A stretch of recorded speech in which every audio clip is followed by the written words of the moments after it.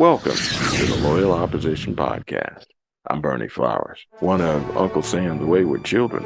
I believe that our country's best days are still in front of us, but if those best days are to come, we need to change the direction of the country now, before it's too late. I intend to talk about important topics every week in hopes of helping to improve our country and our way of life. Please like, share, and subscribe. Let's get started. Dear friends, this is episode 31. Lieutenant Colonel Vince Sullivan, United States Air Force, retired after 22 years of leading and mentoring DoD personnel in the field of cybersecurity. He worked at the highest levels in operations centers like USCYBERCOM's Joint Operations Center. They call it the JOC, focusing on protecting and defending DoD against the world's most advanced hackers and nation-state threats. He did strategic and operational level planning for air, cyber, and special operations forces, SOF, to strengthen America's security presence around the world. He deployed to Afghanistan, Iraq, Kuwait, Qatar, along with being stationed in Korea and Japan. During his command tour, he led and mentored nearly 14,000 students as they went through 19 different cybersecurity courses, ranging from one-week boot camps to cyberspace operations courses that lasted as long as 10 months. As a result of these experiences, Colonel Sullivan started his own company after he retired. He calls it the Cyber Strategy Institute. It captures his knowledge, skills, and ability in the cybersecurity and strategic development areas to address risks and secure America and its allies from cyber threats. He sees the future enhanced with the help of artificial intelligence, blockchain technology, and gaming strategy. He has partnered with some of the top cybersecurity businesses, blockchain developers, and leaders in the gaming industry to secure America's future. Colonel Sullivan and I worked together closely at USCYBERCOM's Joint Operations Center, where we helped to defend our nation's cybersecurity infrastructure. And during that time, Colonel Sullivan and I became professional colleagues and great friends. So, without any further ado, Sully, how are you doing, man? I'm doing great. Thanks, Bernie, for the great introduction. I really appreciate that. When you look at the world out there, you realize pretty quickly that we're being isolated or fractionalized. More and more our lives are kind of being compressed, and we're being segregated through our ideas, our history, politics, even money, wealth, our spirituality, right? Our Yes, sir. culturally, and even geography, right? When you look around the world or even in cities, people are looking at trying to find ways to say that one area is better than another for these reasons. A lot of it's being run through the internet or through the media. When you look at that, and it's definitely wrong, from my opinion, to be thinking that way, because we're all human at the end of the day. We all have, that baseline, and we should all realize when you actually meet somebody, you can realize pretty quickly their intent and their reality of their understanding of themselves. And when you look at everything that's happening nowadays, we even have the U.S. government telling us that there are actual aliens out there. People are saying, hey, directed energy weapons, possibly caused the fires in Hawaii that devastated those properties. And then you hear about people coming in and trying to buy those properties immediately or put liens against those things to take those properties away from the original owners because of the real estate is extremely valuable in that area. You hear these things and you're just amazed, that all of this stuff, was in our pop culture, at one point, and now it's reality from that perspective. So it's really interesting to kind of see a lot of that stuff make it into the limelight. From that perspective, I think overall, when you look at all of that, I think we have to have a foundational understanding of security, and we have to be secure in our lives. as we want to be kind of free individuals, especially in America, we need to have security as a baseline to stop everything. With criminals leveraging, AI to accelerate things, and they can mass produce stuff, from malware to other types of threats, emails, and trick us with scams. We need to have a baseline security to protect ourselves overall. And so Cyber Strategy Institute was kind of established to simplify the complexity that the cybersecurity industrial complex puts in place. They find bad things, they create things to fix the bad things, right? And they highlight that there's bad things happening. Almost like some people would say the military industrial complex, I would say there's something very similar in that space, right? They define a bad thing, they say the bad thing exists, and then they tell you have to protect it with these solutions. And so there's a lot of complexity in that space, and we're really here to try to help people streamline that for businesses, and then also help people protect themselves against this space. Sully, you mentioned cybersecurity and specifically artificial intelligence. That's a hot topic right now. Is artificial intelligence really like the threats they say in the movies? I mean, tell us more about that.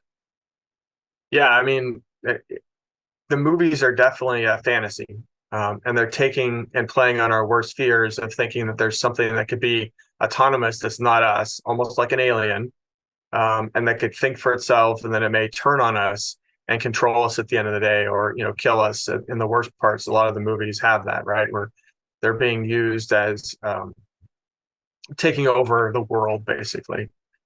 When you look at, and a lot of that is really designed to play on our fears, and to supplant our cognitive understanding of the space and AI itself. So they're preceding our perspective on AI through movies, through sitcoms and TV and books and sci-fi, to condition us to think that AI would be bad. And so we need regulation, or we need certain laws put in place to do that.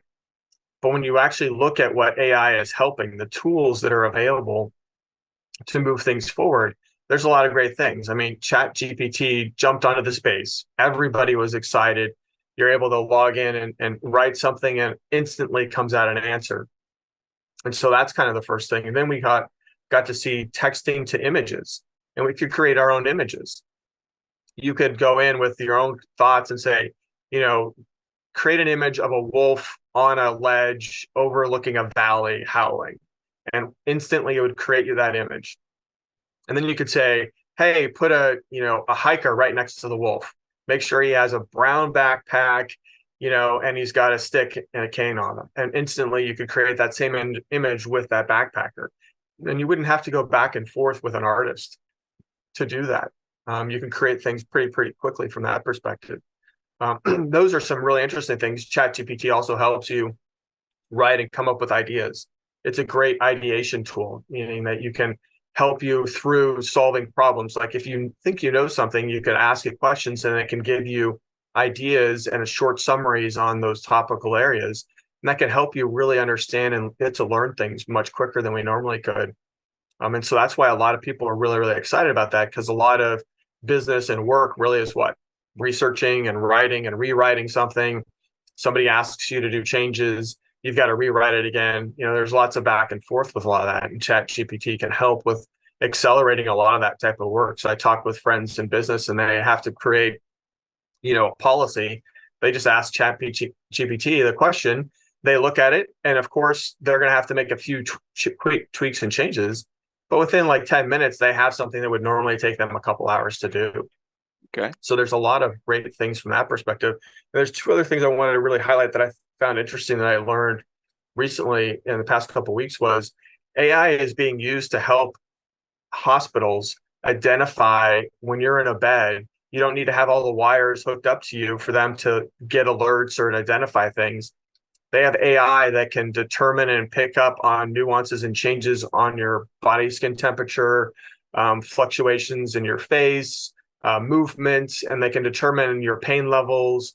And if something's gone wrong, like you were given a medication, we hear all the time, given the wrong medication and the person passed away over the night. Or they they didn't get enough pain medication and they spiked in pain during the night, but right now they're okay, right? But that person was uncomfortable over the night. Well, the AI can detect that the person's uncomfortable, notify nurses, and they can respond for treatment or to better help save lives in hospitals. So there's products like that being rolled out. And I know I'm a fisherman, and my youngest really loves to go fishing. And so there's tools to help us go find the best fishing spots at this river or this lake. It's always the question, like, where do you go to fish? Like, where's the best spot to go fishing at so you There can you catch go. a fish?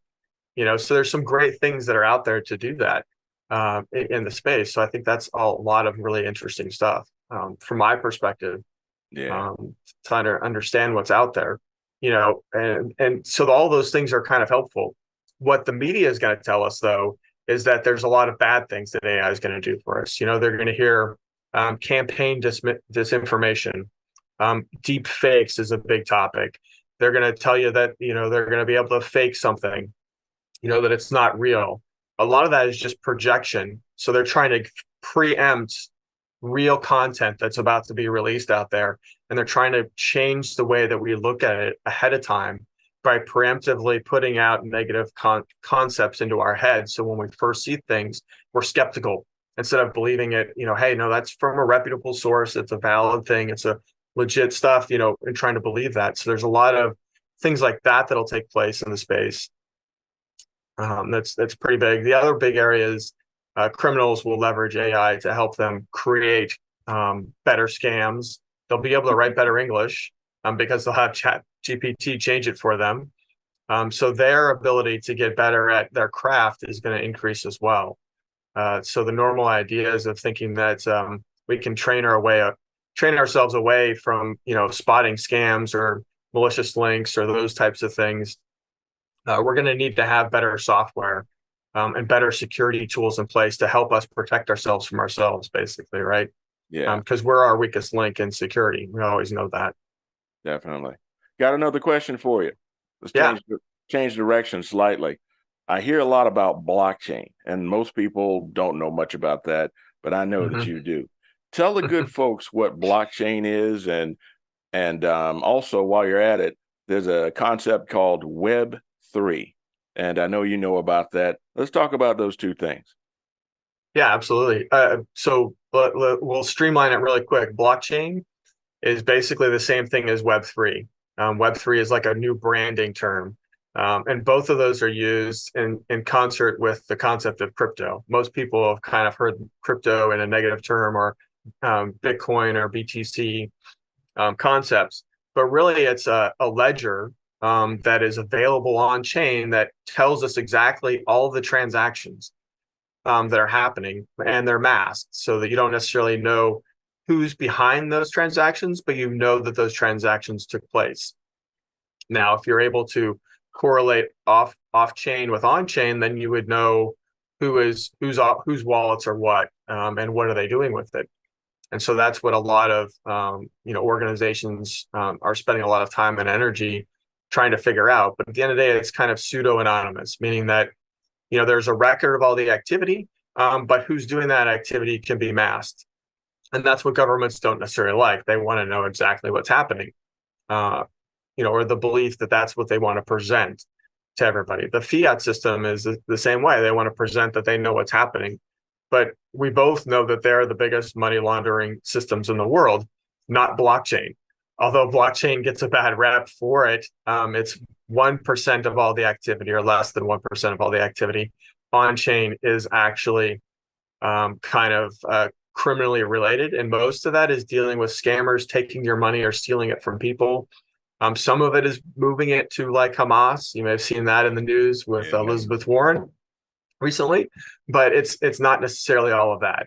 A lot of it is just scammers stealing it from other people illegitimately, and then moving some of it around. So a lot of it is just low level criminal activity. Some of it is, you could say is, nation state or, the mafia style folks, but they don't really want to use blockchain because it's traceable. Because once a wallet's known, then they can track all of the wallets that wallet has ever interacted with over its entire history, and they can map all that out. Yeah. Hey, So those are a couple things. While you mentioned Elizabeth Warren and Hamas, can you Mhm. elaborate a little bit on that?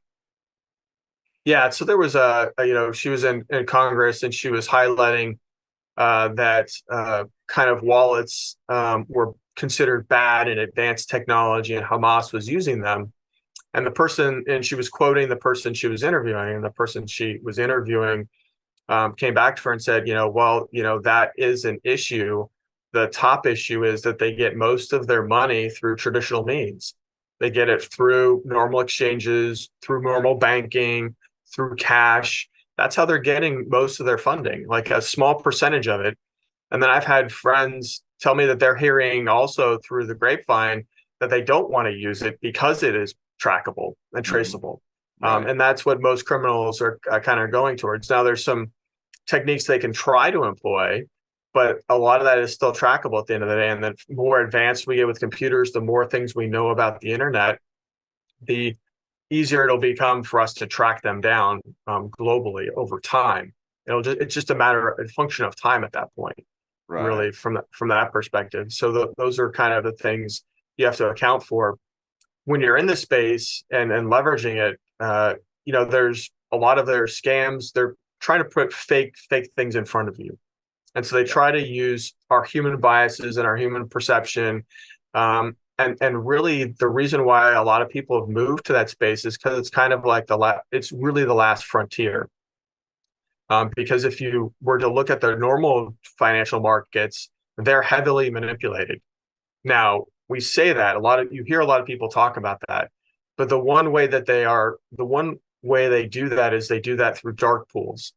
And so what dark pools are is those are hidden resources, or those are different exchanges where money goes and kind of stocks are traded in those areas. And those don't have to be reconciled for 24, 48 hours, even a week. They don't have to be reconciled between those organizations. And so what they do is they take buy volume and they send it to dark pools so the prices don't change on a normal exchange. Right? If you look at the NASDAQ or the Nikkei or some of the other exchanges, those prices don't change too much. In reality, if there's $6 million in buy volume, that price should change a lot, even if there are a lot of shares that are out there.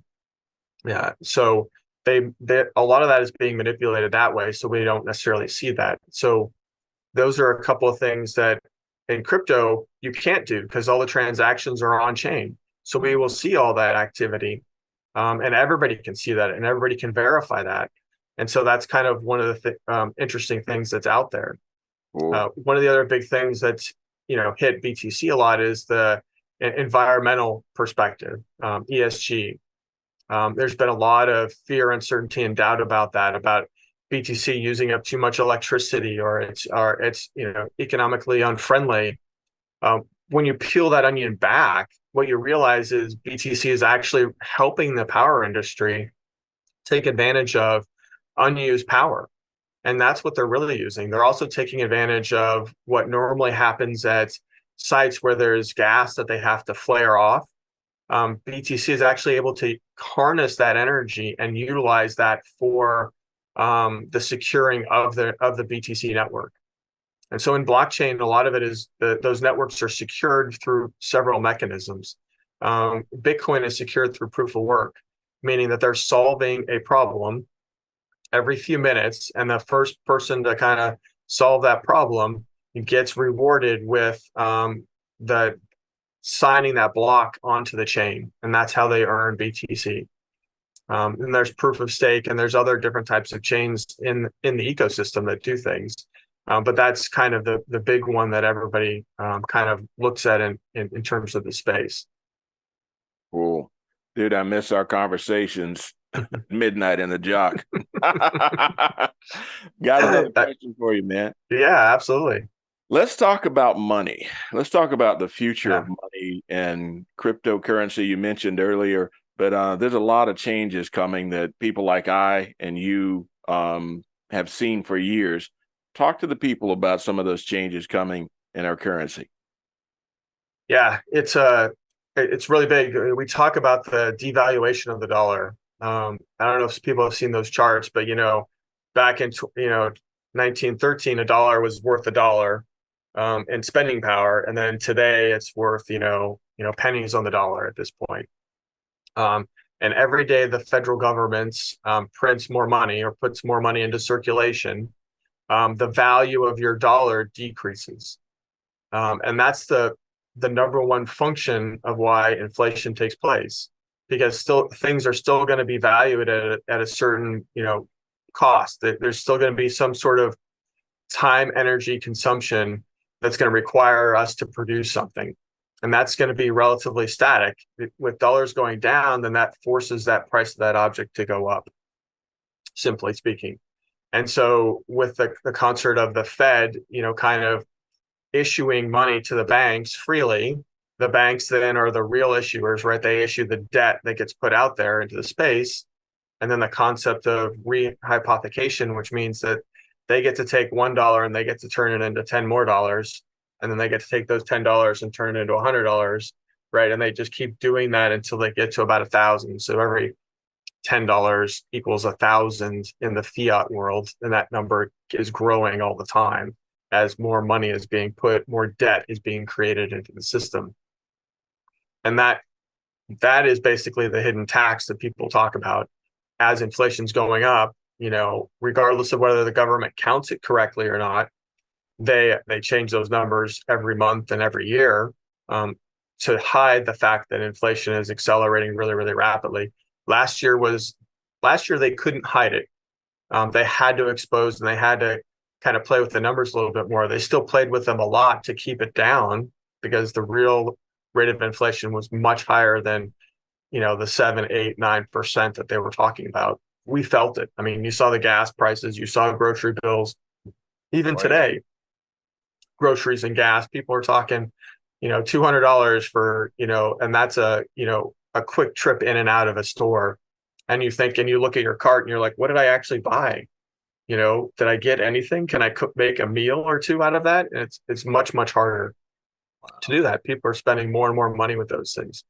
So the future of currency and money really comes down to, in my belief, is they're going to try to release a digital currency. They call it a central, CBDC, a central bank digital currency that would be released by the Fed or the banking cartels, that would then be digitally aligned to every person in the United States and even the world. The European Union's already announced theirs, that it's coming. We haven't. We've been testing with blockchain technologies or whatever, but it's being written all over the world. You look at the big think tanks, they're writing about it. They're telling us how it's going to happen. You look at the UN, you look at what they're all talking about, their 2030 goals, all of their future projections that they talk about. They're talking about digital money. And with digital money, that means absolute control, because then they can determine what you spend your money on, how often you can spend your money on it, who you can give your money to, who you can't give your money to. And so the idea of having control is very, very, very, very close to being taken away. And so that's where people look at Bitcoin, they look at cryptocurrencies as an off-ramp away from the fiat system. And so there's a lot of fear and uncertainty and doubt around that. They're clamping down. You see a lot of, legislation, or you see a lot of rules. The SEC is going after anybody that it looks like they have money in the Bitcoin space and targeting them with lawsuits. They're targeting reputable companies, the big players in the space, the small players in the space, random people. I mean, we just look at what happened with FTX. They were taken down. Alameda, Sam Bankman-Fried just was committed yesterday. I think he has 115 years. He's looking towards finalized sentencing, I guess, is in March, but the jury of 7 convicted him on all 7 counts. Unanimous decision on his fraud, which basically he was playing the big bankers game inside of crypto, where you have to hold it and own it. He was playing the dark pool concept that I mentioned earlier, and the paper game. And so the other way that they inflate or hide away things in the space to control it is they create paper. And so he was putting everything on paper, and then he was taking all of your assets and he was trading them away. for real hard money. And then he was using that money to send to congressmen, send to congressional people, send to Ukraine, launder it all around the world. By the way, he was a big fan of Democratic politics. He sent all that money to Democrats, by the way, just mentioning. So yeah, he sent a lot to rhinos as well, too. Yeah. Yeah. You're not supposed to say that. Oh, sorry. The people known as Republicans in office, the establishment, right? But there were a lot of people that got money on both sides. Yeah, man. You know, and I think that just goes to the nature of the grift and swindling that he was doing, is he was trying to manipulate and play his way into a position. And he was probably about a year away from getting all of the rules, legislation, and policies in place to where he could then create a monopoly. Yeah. And make it extremely hard for any new players to enter the game. Oh, yeah. I tell you, man, I got another question for you. And having people around like you, knowing guys like you exist, gives me comfort knowing that we're going into the future and things are not all bad. There are people that are knowledgeable and studied like yourself that take this to heart, and I'm just proud to be around you. So with that said, you know, I normally give my guests an opportunity to basically talk to the audience and tell them what's on your mind. So free form, what's on your mind? What do you think? What would you like to talk about? The floor is yours. Well, thanks. I mean, so really it's about the future, you know, and the hope and the prosperity, right? We're going to have tooling that's going to distribute and give us the capabilities that once megacorps had with AI. We're going to be able to do things that we didn't think were possible, and we're going to be able to do them in minutes, not weeks, months, or years with that technology. Blockchain is going to make it so that we have the free right to move our capital anywhere we want to move it to. The advantages and downfalls of some of that is we just need to be more secure than ever because we now become our own bank. So the concept of putting money away and having that trust and reliability and security with somebody else is now we get that responsibility. And with that great responsibility comes things that we have to account for. We have to account for our security. We have to account for better protection, or we call that in the military operational security. Oh yeah. We can't release some things. We can't be as open on some of our personal private affairs. People say, "Oh no, it doesn't matter what people know about me." In the future, it will, because people will be able to target you and take all of your money, all your assets, all of your information, and leverage that in their own ways. People talk about identity theft being one of the scariest crimes out there. Imagine identity theft when they actually have 100% control of all of your assets. You know, so there's good and some bad that we have to account for. So as your own bank, you have to become much more knowledgeable in security. So that's kind of where my focus is. And the other reason why I'm, you know, we talked about gaming a little bit. The reason why I say gaming is that's really where I see most of us entering the Web3 space without realizing it. We all tend to like to play mobile games. We all, you know, our kids, grandkids, everybody kind of likes playing games a little bit to pass the time. They're on our phones. In the future, all those are going to be connected to the blockchain, and we're going to get rewards for playing those games instead of virtual rewards in those games. Those virtual rewards are going to have real value in the real world. We're actually going to get paid for our time and our energy, and our knowledge and data is going to be our own. And so that's going to be valuable and tradable on the open market. And so no longer are we going to be working for other people. We're going to be able to actually own our knowledge throughout the world. And so understanding what the future of the money, right, of where that's going, I've started kind of a 3-book series that I'm looking forward to releasing. The first book is called Deified. It's a crypto saga. And then really it's about, you know, understanding our foundations. What are the kind of the elites doing to try to corner the market? Because this is a multifaceted world. Everybody's playing against everybody else. So when you look at strategy, you need to understand what the other side's doing so that you can counter their strategy and put your own in place, right? And as they move, you move. As they move, you move. We know that in military, right? No good plan survives contact with the enemy ever.